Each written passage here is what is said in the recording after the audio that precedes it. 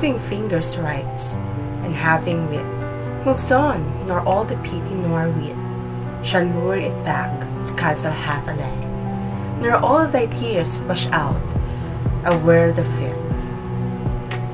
The concept of fate is discussed in this quatrain. The narrator expresses emphatically that fate is unchangeable, no matter how much we weep or fight against it. A small criticism of those who try to change theirs by faith or wisdom is also included in this part. This idea of fate and the necessity of surrendering to it is related to the futility of thinking about anything other than the moment.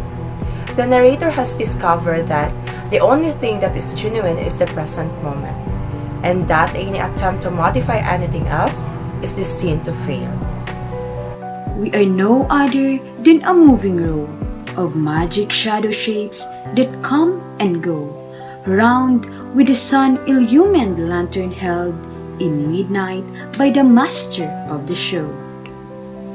So hi there, this is Angelica Tarina, and now I will give my own interpretation about this verse. So basically this verse is being described and compared to our life as a human person.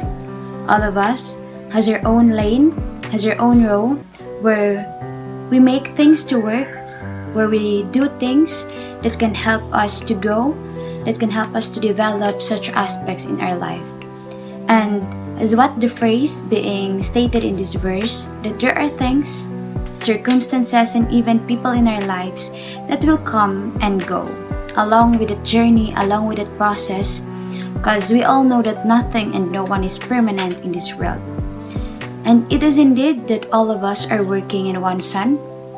All of us are given the same amount of time, and as a human, it depends on us on how we spend that time that was being given to us. And our life is like a show, and we ourselves are the master of that show. It depends on us on how we portray ourselves, on how and on what kind of show we portray to others, and on how we live our lives as a human person. So that could be all, and thank you. With them, the seed of wisdom did I sow, and with my own hand labored it to grow. And this was all the harvest that I reaped. I came like water, and like wind I go.